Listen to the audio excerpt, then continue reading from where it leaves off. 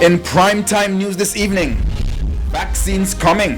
Health Ministry increases order for COVID-19 vaccines. Sick nurses. NAJ worried as more members contract COVID-19.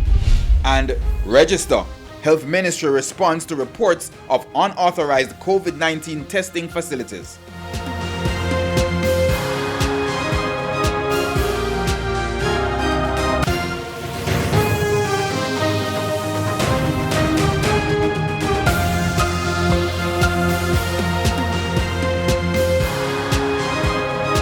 And welcome to Primetime News, on air and online at onespotmedia.com. I'm Herman Green. And I'm Janella Precious. Also this evening, the business day, sports commentary, sports e-prime and weather. But before the break, the feedback question. Our feedback question this evening: how has COVID-19 changed your investment plans? You can share comments online, facebook.com/television Jamaica, and tweet us at Television Jam.